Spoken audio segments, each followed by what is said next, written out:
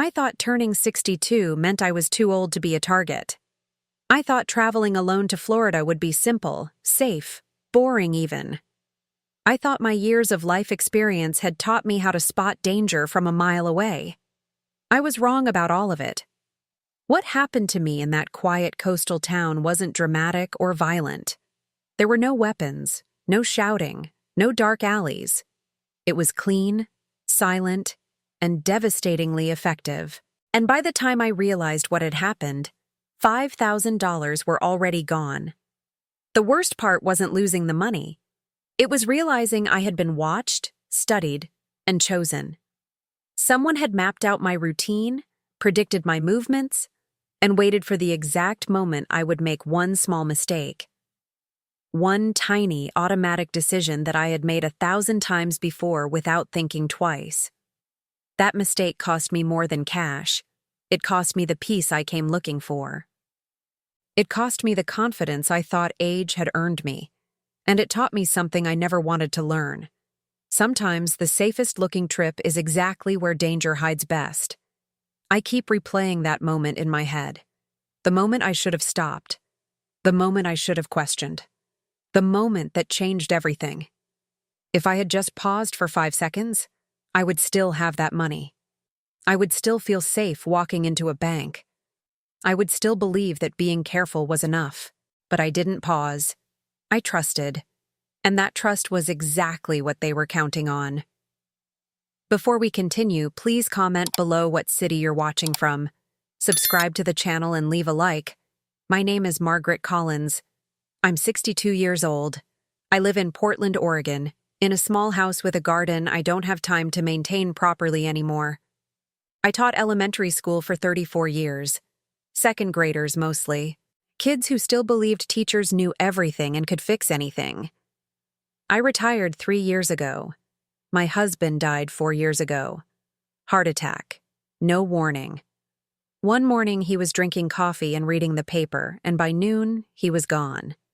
People kept telling me I needed to take time for myself. My daughter said it every time we talked on the phone.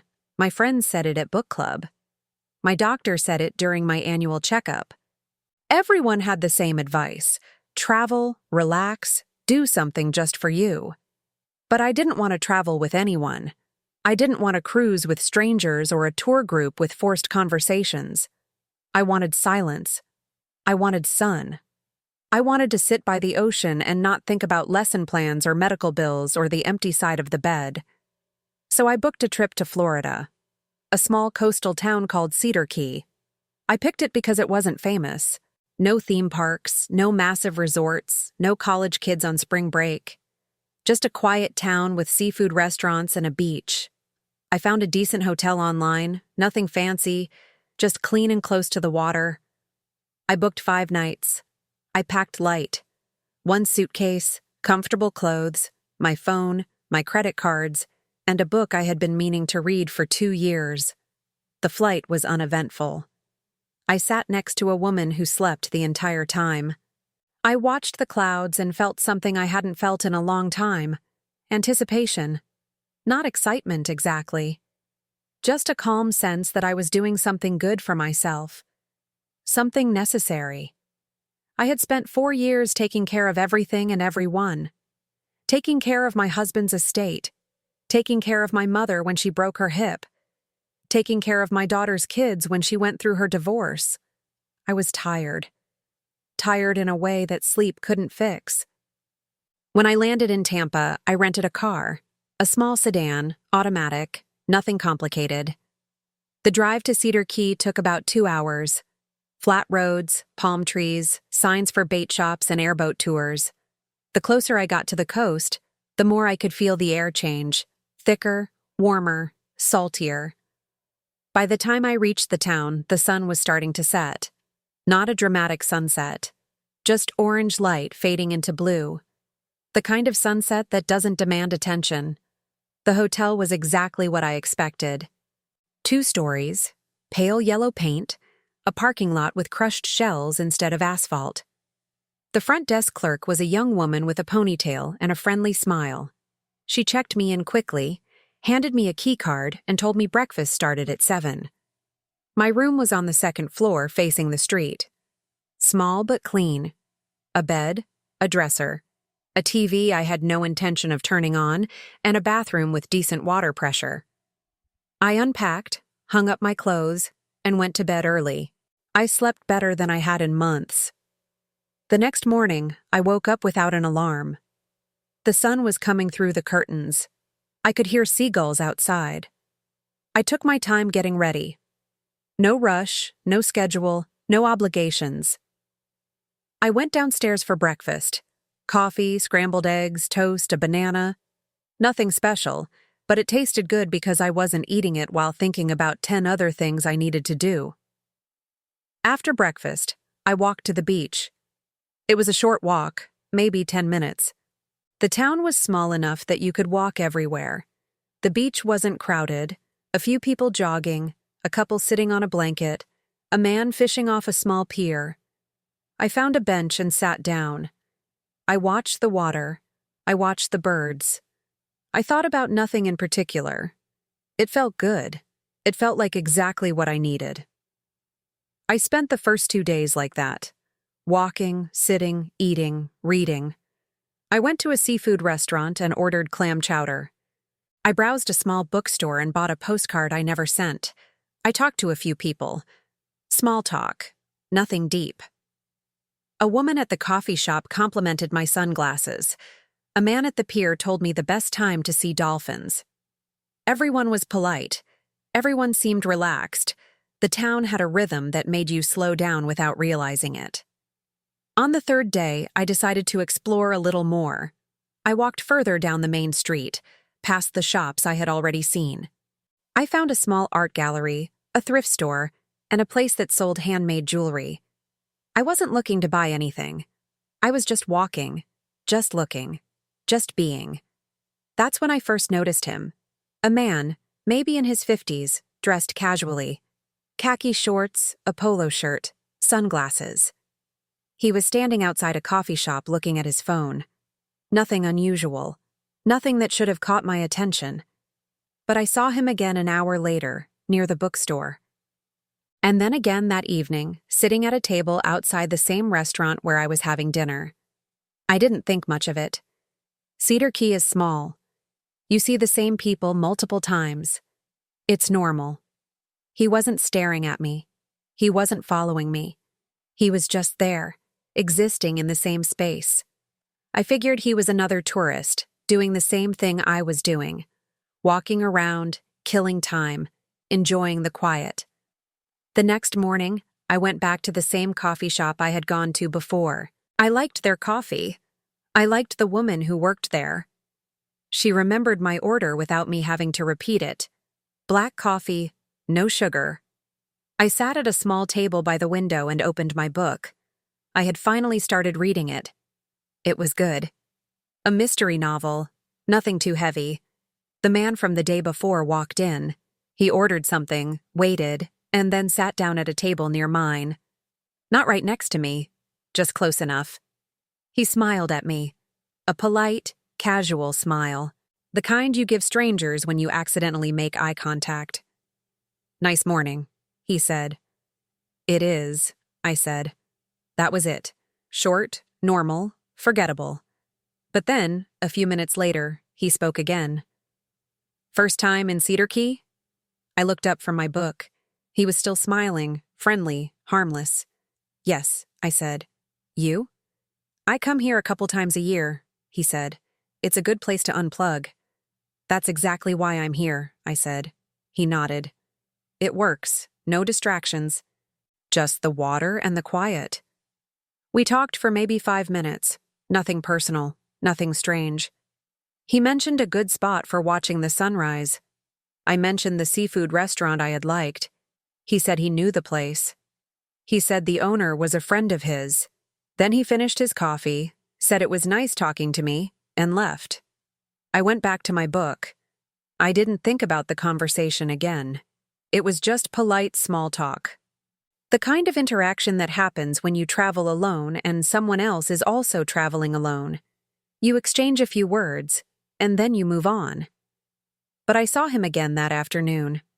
I was walking near the marina. And he was there, talking to someone on a boat. He waved at me. I waved back. Normal. Friendly. Nothing to worry about.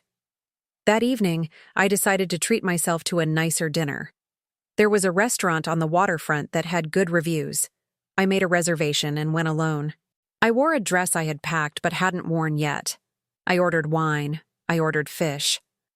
I sat by the window and watched the boats. Halfway through my meal, the man from the coffee shop walked in. He saw me, smiled, and walked over. "We keep running into each other," he said. I laughed. "Small town." "Mind if I join you for a minute?" he asked. "I'm waiting for a table." I hesitated for half a second, but it seemed rude to say no. He had been nothing but polite, and I was almost done with my meal anyway. "Sure," I said. He sat down. He told me his name was David. He said he was from Atlanta. He said he worked in real estate and came to Cedar Key whenever he needed a break from the city. He asked me what I did. I told him I was retired. He asked me where I was from. I told him Oregon. He said he had never been. He said it was on his list. The conversation was easy, not forced, not uncomfortable. He didn't ask anything too personal. He didn't flirt. He didn't make me feel unsafe. When his table was ready, he stood up, thanked me for the conversation, and said maybe we'd run into each other again before I left. "Probably," I said. "It's a small town." He smiled and walked away. I finished my wine. I paid my bill. I walked back to the hotel feeling full and tired in a good way. I thought about calling my daughter, but it was late, and I didn't want to bother her. I thought about reading more of my book, but I was too tired. I brushed my teeth, changed into pajamas, and went to bed. I didn't think about David again that night. I didn't think about how many times I had seen him. I didn't think about how easy it had been to talk to him. I didn't think about the questions he had asked or the information I had given without thinking twice. I just went to sleep, peaceful, trusting, completely unaware that I had already made my first mistake. The next morning, I woke up and decided to do something I hadn't done in years. I decided to go for a real walk. Not just a stroll to the beach or a slow wander through town. A real walk. The kind where you move with purpose and feel your body working. I put on my sneakers, grabbed my phone and my room key, and headed out. The air was still cool. The sun was up, but it hadn't gotten hot yet. I walked past the hotel, past the main street, and followed a small road that curved along the water. There were houses on one side, old and weathered, with boats in the driveways and fishing nets hanging on fences. On the other side was marshland, tall grass, shallow water, birds everywhere. It was beautiful in a plain, honest way. Nothing dramatic. Just nature doing what nature does. I walked for maybe 40 minutes. I passed a few people. A man walking his dog. A woman jogging with earbuds in. A couple sitting on their porch drinking coffee. Everyone waved or nodded. Everyone seemed friendly. I felt good. My legs felt strong. My lungs felt clear. I felt like myself again. Not the tired version of myself that had been dragging through the last few years. The version I used to be. When I got back to town, I stopped at a small bakery I hadn't tried yet. I bought a muffin and another coffee. I sat outside at a metal table and watched the street. A delivery truck parked in front of the grocery store. A woman swept the sidewalk in front of her shop. A cat walked across the road like it owned the place. Everything moved slowly. Everything felt safe. Then David walked by. He saw me and stopped. He smiled that same friendly smile. "Morning, Margaret," he said. I was surprised he remembered my name. I had only mentioned it once in passing, during our conversation at the restaurant, but I didn't think too much about it. I'm a teacher. I've always been good with names. I figured he was the same. "Morning," I said. "You're up early," he said. "Went for a walk," I said. "Felt good to move." "That's great," he said. "I just finished a run myself. Trying to stay in shape now that I'm getting older. He laughed. I laughed. He looked like he was in good shape. Definitely better shape than most people his age. Better shape than me, that's for sure. How much longer are you in town? He asked. 2 more days, I said.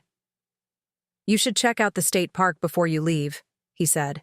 It's about 20 minutes from here. Great trails. Really peaceful. I'll think about it, I said. If you go, be careful with your valuables, he said. They've had some break-ins in the parking lot. People leave stuff in their cars and come back to find windows smashed. Good to know, I said. Thanks. No problem, he said. Enjoy your day. He waved and kept walking.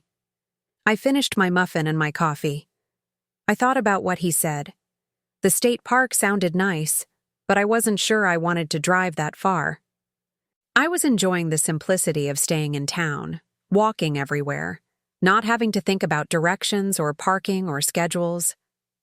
I spent the rest of the morning at the beach.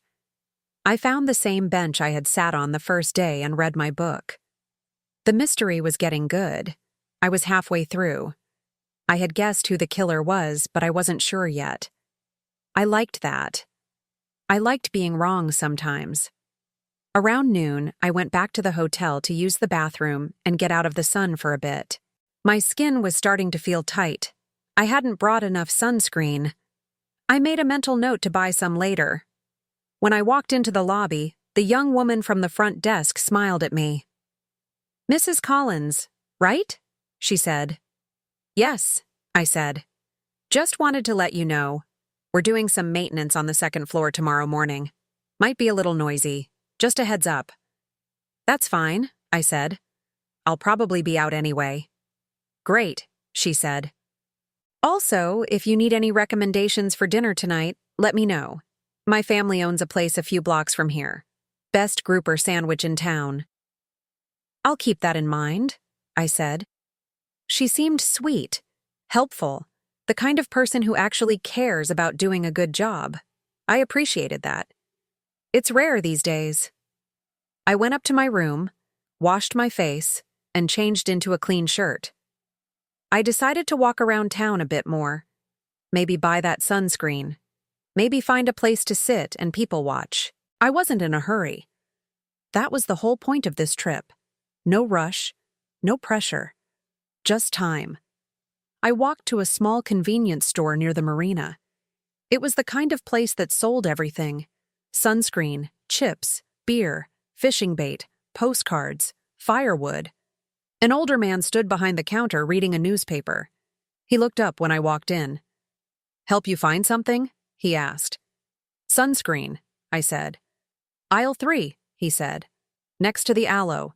I found it, grabbed a bottle, and brought it to the counter. He rang it up.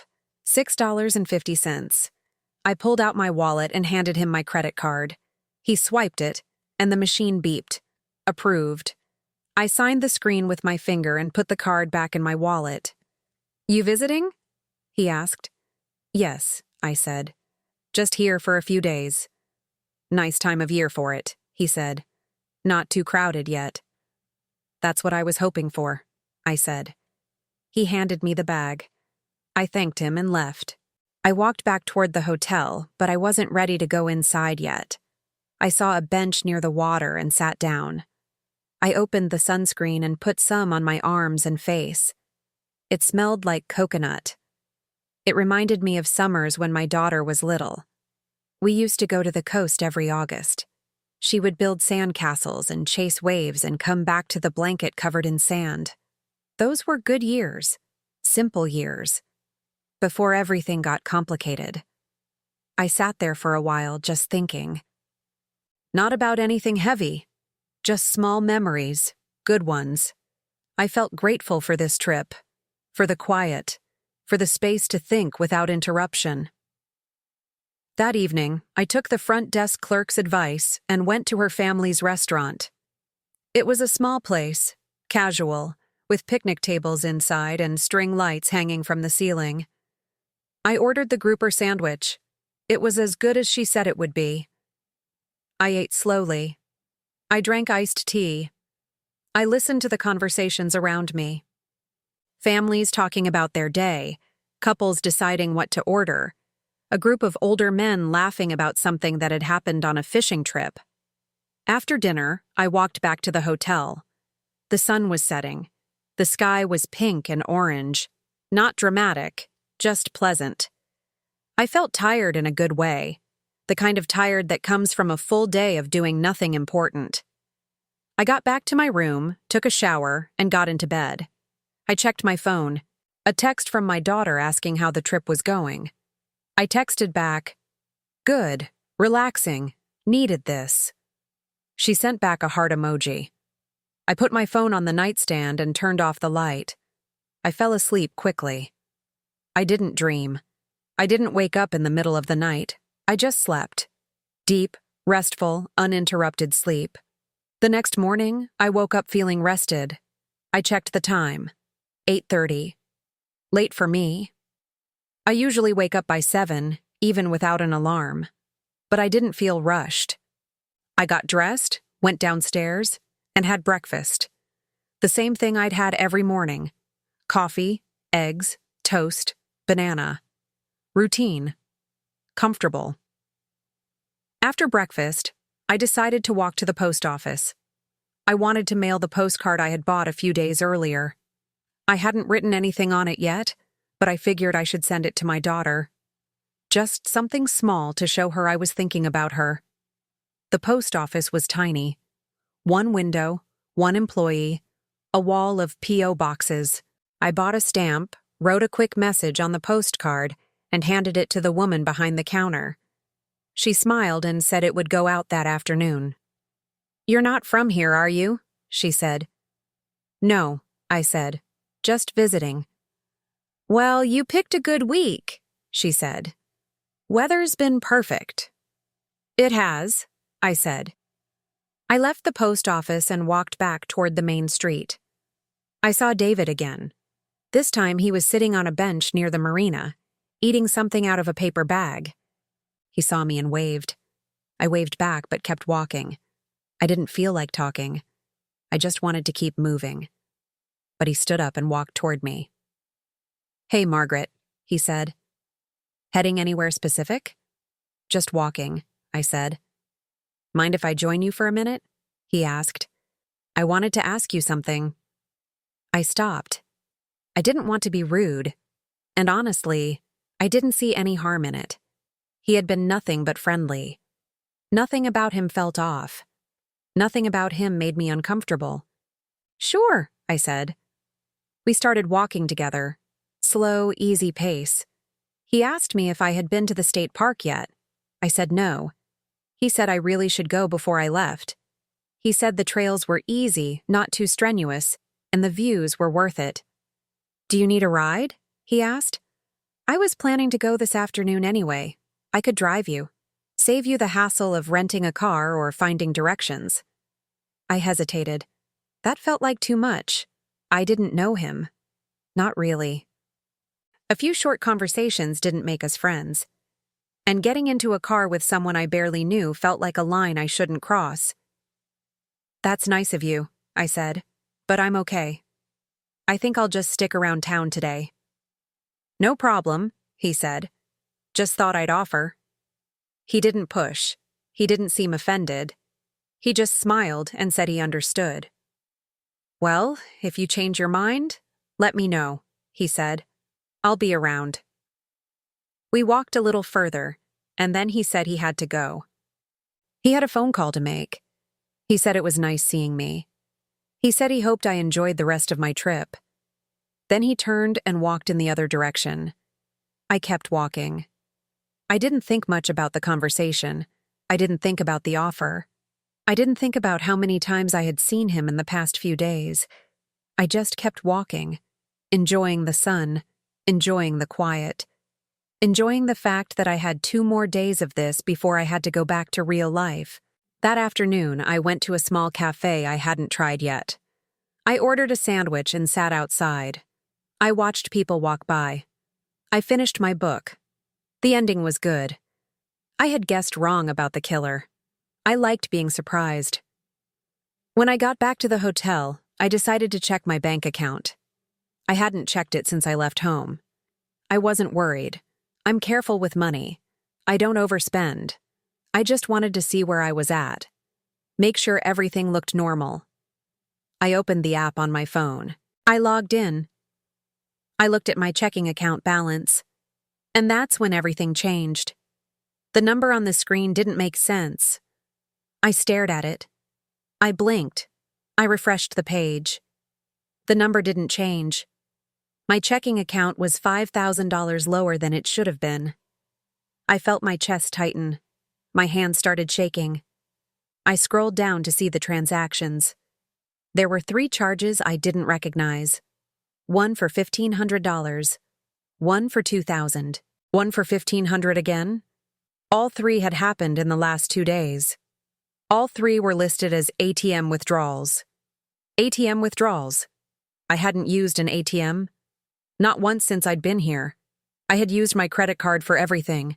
Meals, sunscreen, coffee, small purchases. Nothing big. Nothing that required cash. I sat down on the bed. My heart was pounding. My mouth was dry. I tried to think. I tried to remember if I had done something, anything that could explain this. But I hadn't. I knew I hadn't. I called the bank. My hands were shaking so badly I almost dropped the phone. The automated system picked up. Press 1 for this, press 2 for that. I pressed 0.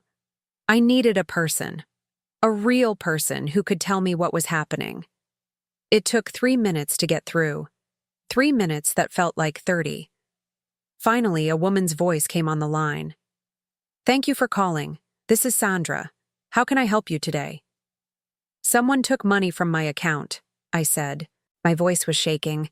$5,000. I didn't authorize it. I didn't make those withdrawals. "I'm so sorry to hear that, ma'am," she said. Her voice was calm, professional. "Let me pull up your account. Can I have your account number?" I gave it to her.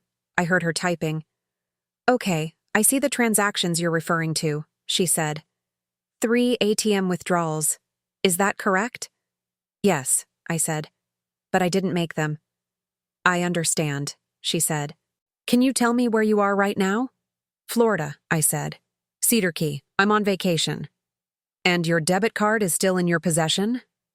I opened my wallet. I looked. My debit card was there, right where it always was. "Yes," I said. "It's here." There was a pause. I could hear her typing again. "Ma'am, the withdrawals were made using your card and your PIN," she said. "The first one was made yesterday at 2:15 in the afternoon. The second one was made yesterday at 6:30 in the evening. The third one was made this morning at 9:45. "That's impossible," I said. "I had my card the entire time. I used it yesterday.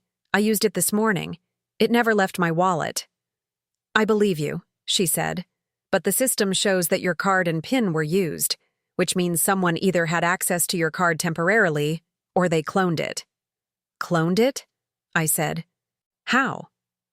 "There are devices that can copy card information when you swipe it," she said. "They're called skimmers. They're usually placed on ATMs or gas pumps. Did you use any ATMs recently?" "No," I said. "I haven't used an ATM at all." "What about gas stations? Or any other card readers that seemed unusual?" I thought about it. I had used my card at the convenience store, at the coffee shop, at the restaurants, at the bakery, all normal places. Nothing that stood out. Nothing that seemed off. "No," I said. Everything seemed normal. "Okay," she said.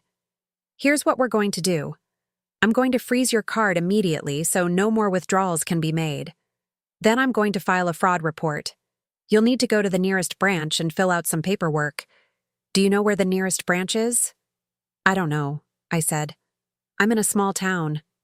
I don't think there's a branch here." "Let me check," she said. I heard more typing. "The nearest branch is in Gainesville. That's about an hour and a half from where you are." An hour and a half.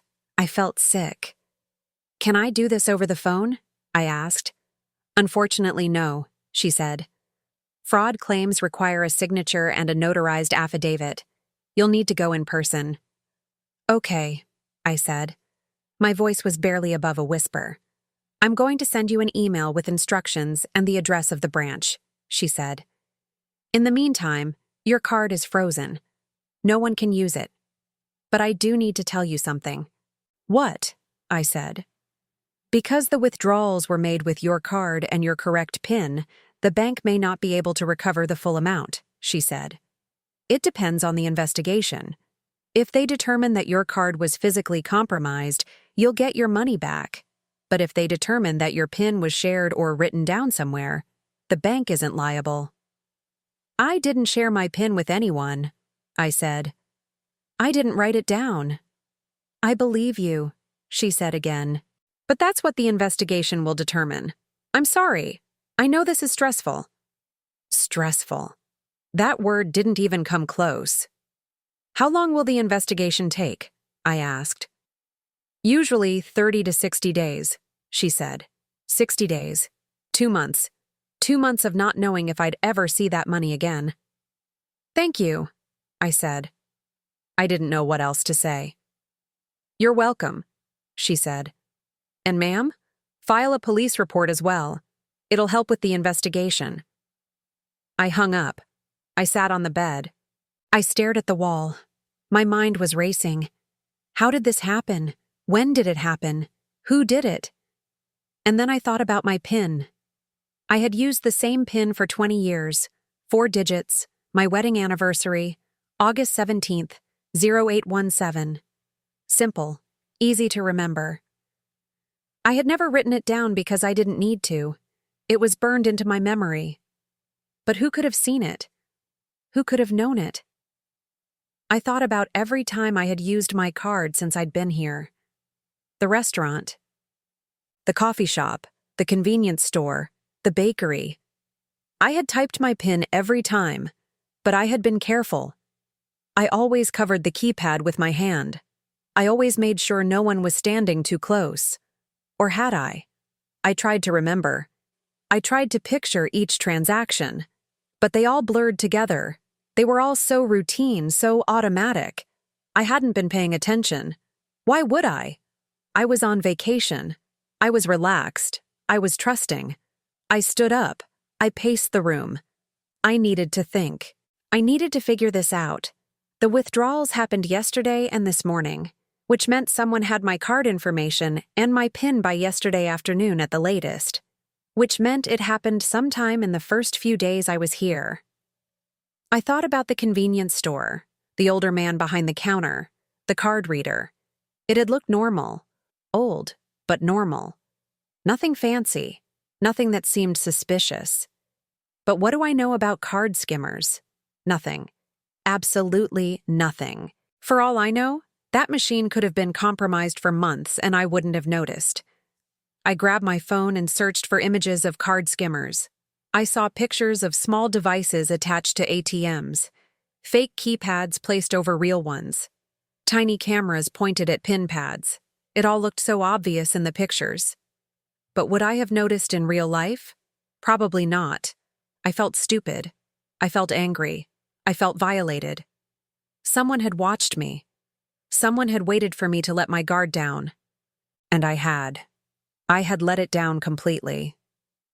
I thought about David, the friendly man I kept running into, the man who remembered my name, the man who asked questions. Where are you from? How long are you staying? Are you here alone? I had answered everything. I had been polite. I had been open. I had told him I was retired, that I was traveling alone, that I was from Oregon. I had told him everything he needed to know to identify me as a target. But was it him? Or was I just being paranoid? I didn't know. I didn't know anything anymore. I grabbed my purse and my keys. I needed to get out of this room. I needed to go to the police. I needed to do something. I went downstairs. The young woman at the front desk smiled at me. "Everything okay, Mrs. Collins?" she asked. "No," I said. "Someone stole money from my bank account. Do you know where the police station is?" Her smile disappeared. Oh my God, I'm so sorry. Yes, it's just a few blocks from here. Go left out of the parking lot, then right on Dock Street. It's the white building next to the fire station. Thank you, I said. I walked fast. My legs felt weak, but I kept moving. The sun was bright. The air was warm. Everything looked exactly the same as it had an hour ago. But it wasn't the same. Nothing was the same. The police station was small. One room, 2 desks, a coffee maker in the corner. A man in uniform sat at one of the desks typing on a computer. He looked up when I walked in. "Can I help you?" he said.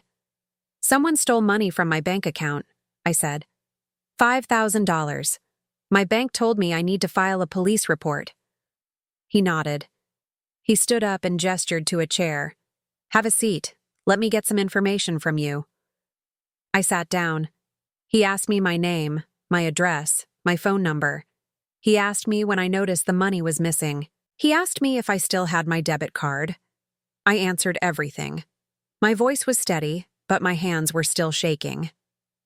"Do you have any idea how this could have happened?" he asked. "My bank said it might have been a card skimmer," I said. "But I don't know where or when." "Have you used any ATMs since you've been here?" he asked. "No," I said. "Gas stations?" "No, I haven't driven anywhere. I've been walking." "Where have you used your card?" I listed the places: the convenience store, the coffee shop, the restaurants, the bakery. He wrote them all down. "We've had a few reports of skimming in the area," he said, "mostly at gas stations outside of town. But it's possible someone set up a skimmer at one of these smaller shops. They're harder to detect." "Can you check?" I asked. "We can," he said. "But honestly, by the time we get there, the skimmer is usually gone. These guys move fast. They set it up, collect data for a few days, then take it down and disappear." "So there's nothing you can do?" I said. "I didn't say that," he said. "I'll file this report. I'll send an officer to check those locations, and I'll contact your bank to coordinate with their fraud department. But I want to be honest with you. The chances of catching whoever did this are pretty low, and even if we do catch them, getting your money back is a separate issue." I felt my throat tighten. I didn't cry. I refused to cry, but I wanted to. "Thank you," I said. He printed out a copy of the report and handed it to me. "You'll need this for your bank, and if you think of anything else, call me. My number's on the bottom." I took the paper. I folded it carefully and put it in my purse. I stood up and walked out. The street looked the same. The sun was still shining. The birds were still chirping. People were walking by with ice cream cones and shopping bags. Everything was normal for them. But for me, everything had changed. I walked back to the hotel. Slowly this time. My legs felt heavy. My mind felt foggy. I kept replaying everything. Every transaction. Every conversation. Every moment I had felt safe. And then I thought about David again. The timing, the questions, the coincidences. I needed to find him. I didn't go back to my room. I couldn't sit still. I couldn't just wait. I needed to do something. I needed to find answers. I needed to find David. I walked back to the main street. I looked for him. I checked the coffee shop where we had talked. He wasn't there. I checked the bench near the marina where I had seen him eating. Empty. I walked past the restaurant where we had dinner. I looked through the window. He wasn't inside. I felt ridiculous. What was I doing? What was I going to say if I found him? Accuse him? Confront him? I had no proof. Just a feeling. Just suspicion. Just the fact that he had been too friendly, too available, too convenient. But I kept walking. I kept looking. I went to the hotel where I thought he might be staying. There were only 3 hotels in town. Mine was one. I checked the other 2. I walked into the first one and approached the front desk. A man in his 20s looked up from his computer. "Can I help you?" he asked. "I'm looking for someone," I said. "A guest. His name is David. He's about 55, maybe 6 feet tall, dark hair, usually wears khaki shorts and a polo shirt. The man frowned. I can't give out guest information, ma'am. Privacy policy. I understand, I said. But it's important. Someone stole money from my bank account, and I think he might be involved. His expression changed. Not sympathetic exactly, more careful. If you suspect a crime, you should talk to the police, he said. I already did, I said. I filed a report, but I'm trying to figure out who did this. He told me he stays here sometimes. He said he comes to Cedar Key a few times a year. The man looked at me for a long moment. Then he shook his head. I'm sorry. I really can't help you. I left. I walked to the third hotel. Same result. The woman at the desk was polite but firm. No information. Privacy policy. Talk to the police. I stood outside on the sidewalk. I felt lost. I felt powerless. I felt stupid for thinking I could just walk around and find him like this was some kind of detective show. But then I thought about what he had said. He had mentioned the state park. He had offered to drive me there. He had said he was going that afternoon. That was today. This afternoon. I checked the time on my phone, 3:45. If he was going to the park, he might still be there. Or he might be on his way back. I walked quickly back to my hotel. I got in my rental car. I hadn't driven it since I arrived. I had to adjust the seat and the mirrors. My hands were shaking. I took a breath. I started the engine. I drove toward the state park. I didn't have the exact address, but I had looked it up on my phone before leaving. It was about 20 minutes away, just like David had said.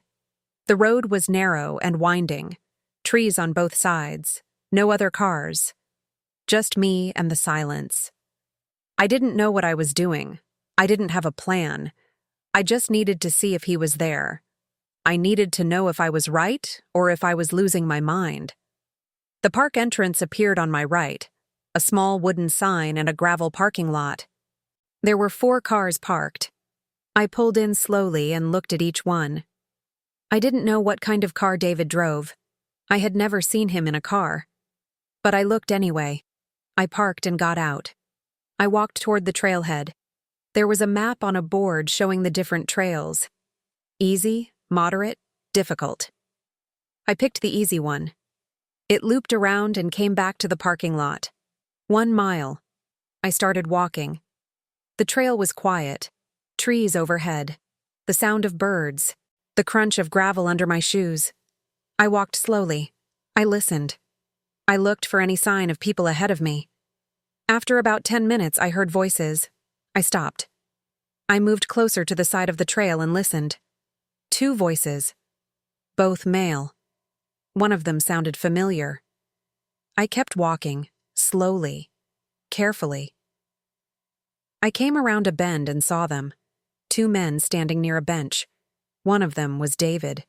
He was talking to another man, younger. Maybe 30s. They were looking at something on a phone. David was smiling, relaxed, like he didn't have a care in the world. I stopped. I didn't know what to do. I didn't know if I should approach him or turn around and leave. My heart was pounding. My legs felt frozen. And then David looked up. He saw me. His smile didn't change. He waved. "Margaret," he called out. "You came after all." I didn't move. I didn't wave back.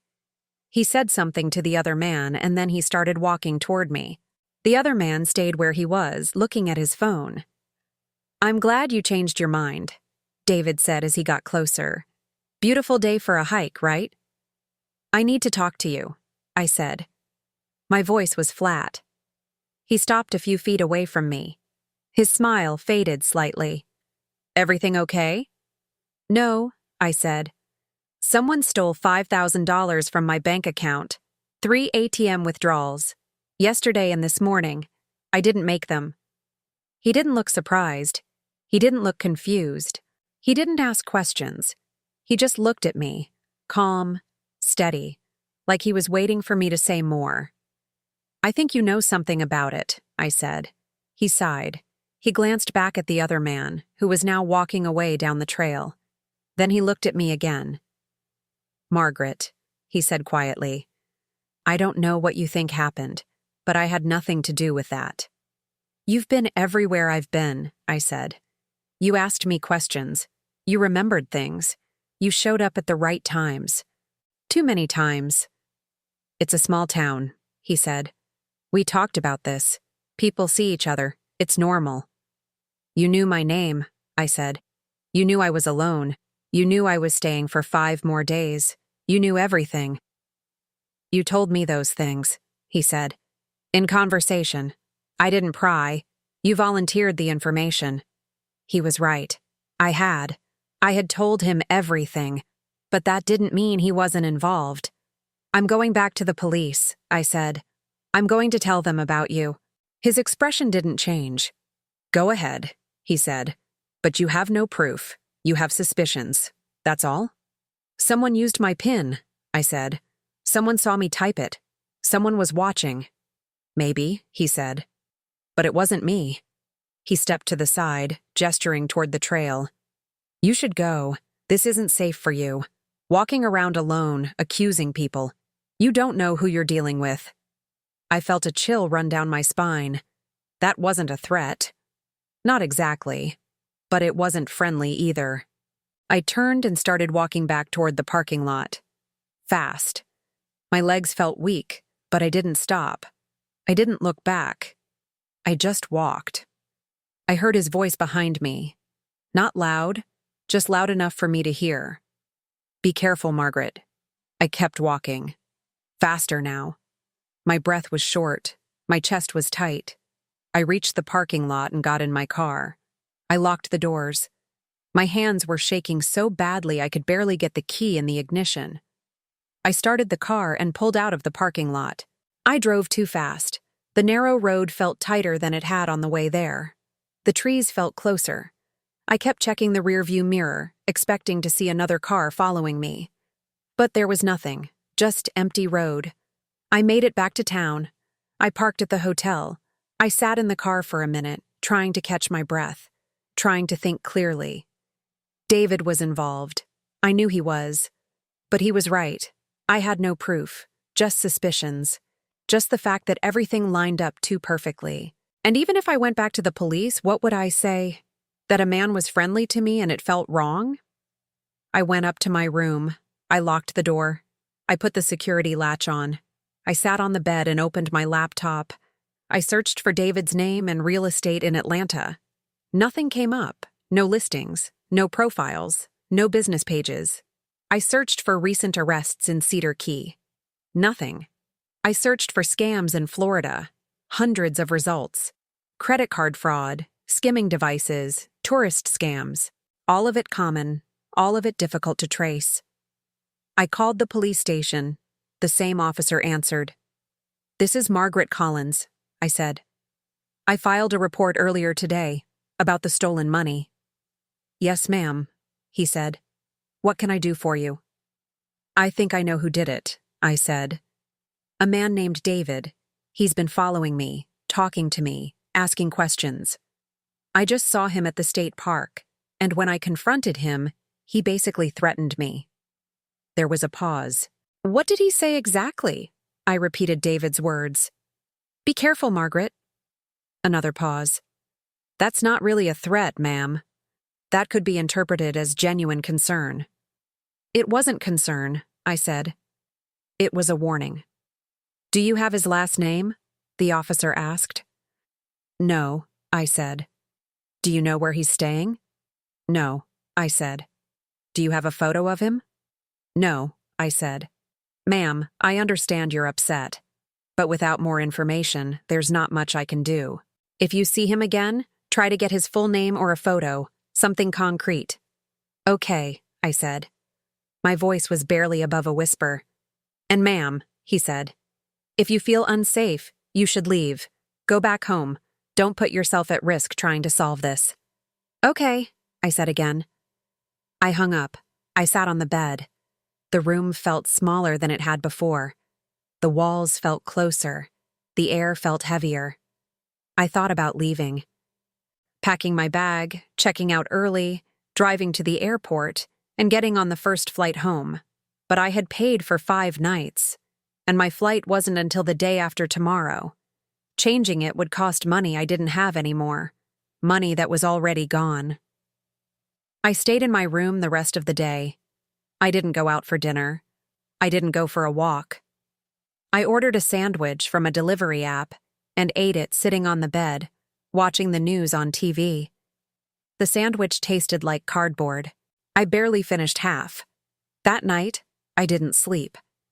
Every sound made me jump. Footsteps in the hallway, voices outside, the hum of the air conditioner. I kept checking the door to make sure it was locked. I kept checking my phone to see if there were any more charges. There weren't. The card was frozen. But I checked anyway. At some point, I must have dozed off. I woke up at 6 in the morning. The sun was coming through the curtains. I felt exhausted. My body ached. My head throbbed. I checked my phone. No new notifications, no missed calls, nothing. I decided to leave early. I couldn't stay here anymore. I didn't care about the money I'd lose on the hotel. I didn't care about changing my flight. I just needed to get out. I packed quickly. I threw everything into my suitcase. I didn't fold anything. I just shoved it in. I checked the room one last time to make sure I hadn't left anything. Then I grabbed my bags and went downstairs.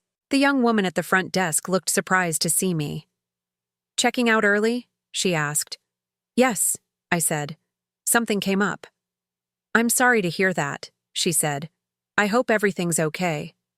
"It's not," I said. "But I'll be fine once I get home." She processed the checkout quickly. She handed me a receipt.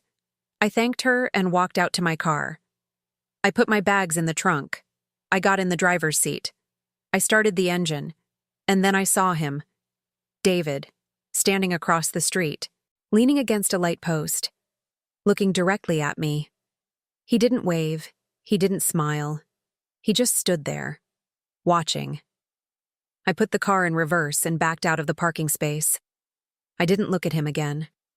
I just drove. Fast. Out of town, onto the highway, toward the airport.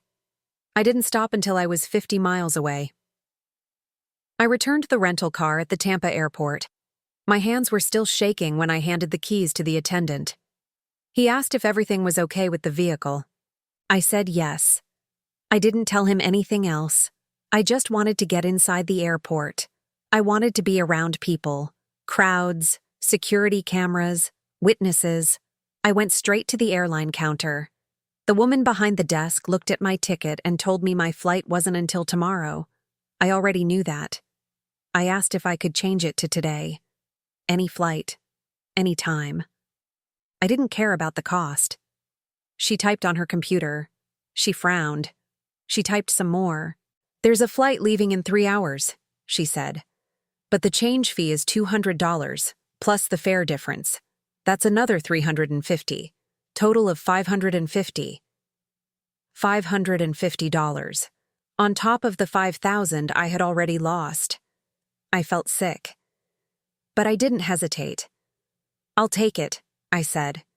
She processed the change. I paid with my credit card, the one I still had, the one that still worked. I took the new boarding pass and walked toward security.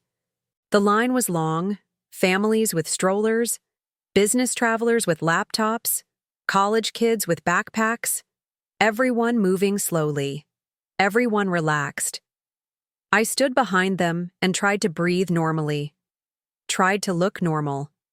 But I kept looking over my shoulder, kept scanning faces, kept expecting to see David somewhere in the crowd. He wasn't there. But I couldn't stop looking. When I finally made it through security, I found my gate and sat down.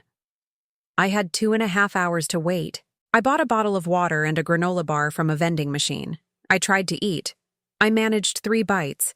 Then I put it away. I called my daughter. She answered on the second ring. "Mom?" she said. "Everything okay?" "No," I said. My voice cracked. I hadn't cried yet, not once through all of this. But hearing her voice almost broke me. "What happened?" she asked. Her tone changed immediately. Alert, worried. I told her everything. The stolen money, the bank, the police report, David, the state park. The fact that I had just paid $550 to leave early because I was scared. She was quiet for a moment. Then she said, "Mom, I'm so sorry. That's awful. Are you safe right now?" "I'm at the airport," I said. "I'm fine. I just want to come home." "Okay," she said. "Call me when you land. I'll pick you up." "You don't have to do that," I said. "I'm picking you up," she said. Firm, not asking. "Okay," I said. "Thank you." "And Mom?" she said. "This isn't your fault. You didn't do anything wrong." I wanted to believe her, but I didn't. I had done something wrong. I had trusted too easily. I had let my guard down. I had been careless. "I'll call you when I land," I said. We hung up. I sat there staring at the departures board, watching the minutes tick by, watching flights take off and land, watching people hug and say goodbye and move on with their lives. The flight was uneventful. I sat in a middle seat between two strangers. I didn't talk to either of them. I just stared out the window when I could see past the person in the aisle seat. I watched the clouds. I watched the ground below. I thought about nothing and everything at the same time. When we landed in Portland, I turned my phone back on. A text from my daughter. "I'm here. Baggage claim." I found her waiting near the carousel. She hugged me tight, tighter than she had in years. I hugged her back. I still didn't cry. I didn't know why. Maybe I was too tired. Maybe I was too numb. "Let's get your bag and go home," she said. We waited for my suitcase. It came out eventually. We walked to her car. She drove. I sat in the passenger seat and watched the familiar streets, the rain, the trees, the gray sky. It all felt safe. It all felt real. "Do you want to talk about it?" she asked. "Not yet," I said. "Okay," she said. "But when you're ready, I'm here." She dropped me off at my house. She offered to stay, but I told her I was fine. I just needed sleep. She made me promise to call her tomorrow. I promised. I went inside. I locked the door. I dropped my suitcase in the hallway. I didn't unpack. I just went to my bedroom, got into bed, and closed my eyes. I slept for 12 hours. When I woke up, it was morning. Rain was hitting the window. I checked my phone. Messages from my daughter. Messages from 2 friends who had heard what happened. I didn't respond yet. I just got up, made coffee, and sat at my kitchen table. I thought about the $5,000. I thought about the investigation that would take 30 to 60 days. I thought about the possibility that I might never get that money back. $5,000 wasn't everything I had. I wasn't going to be homeless. I wasn't going to starve. But it was a lot. It was 3 months of my mortgage. It was a year of groceries. It was the safety net I had worked my entire life to build. And someone had taken it. Quickly. Easily. While I was drinking coffee and reading a book and enjoying the sun. The next day, I drove to the bank in Gainesville. I brought the police report. I brought my ID. I brought the printout of the fraudulent transactions. I sat across from a woman in a small office and told her everything. She listened. She typed. She asked questions. She was professional, sympathetic even. But she couldn't promise anything. "The investigation will determine whether the bank is liable," she said. "If your PIN was compromised due to a skimming device, you'll likely get your money back. If the investigation finds that your PIN was shared or written down, the outcome may be different." "I didn't share it," I said. "I didn't write it down." "I understand," she said. "But that's what the investigation will determine." She gave me a case number. She told me I'd receive updates by mail and email. She told me to be patient. Then she shook my hand and walked me to the door. I drove home in silence. I didn't turn on the radio. I didn't call anyone. I just drove. The investigation took 42 days, 6 weeks. During that time, I checked my email obsessively. I checked my mailbox every afternoon. I replayed everything in my head. Every conversation, every transaction, every moment I had felt safe. I stopped sleeping well. I would wake up at 3 in the morning and lie there thinking about David, wondering if that was even his real name. Wondering if he was still in Cedar Key. Wondering if he was targeting someone else right now. Some other woman traveling alone. Some other person who thought they were being careful. I didn't tell many people what had happened. Just my daughter. Just 2 close friends. I felt ashamed. I felt stupid. I felt like I should have known better. When the letter finally came, I opened it with shaking hands. I read it 3 times to make sure I understood. The bank had determined that my card was compromised by a skimming device. They found evidence of skimmers at 2 locations in Cedar Key during the time I was there, the convenience store and a small cafe. Both devices had been removed by the time police checked, but surveillance footage and other reports confirmed their presence. The bank was refunding the full amount, $5,000. It would be deposited back into my account within 7 to 10 business days. I sat down at my kitchen table and cried. Not because I was happy, not because I was relieved, just because I was exhausted. Exhausted from carrying the weight of it. Exhausted from blaming myself. Exhausted from feeling like I had failed some test I didn't know I was taking. The money came back. All of it. Exactly when they said it would. I checked my account and saw the balance return to what it should have been. I should have felt better. I should have felt like it was over, but it wasn't over. Not really. I still think about that trip. I still think about David. I still think about how easy it was for him to watch me, to learn my patterns, to wait for the right moment. I'm more careful now. I check card readers before I use them. I cover the keypad when I type my PIN. I don't talk to strangers the way I used to. I don't trust as easily. I haven't traveled alone since then. I don't know if I ever will again. My daughter keeps telling me I should try. She says I can't let one bad experience ruin something I enjoyed. She's probably right. But I'm not ready yet. Maybe I never will be. Because what I learned on that trip wasn't just about money or safety or card skimmers. It was about how quickly things can change. How fast you can go from feeling safe to feeling hunted. How easy it is to become a target when you're alone. I'm 62 years old. I thought I knew how the world worked.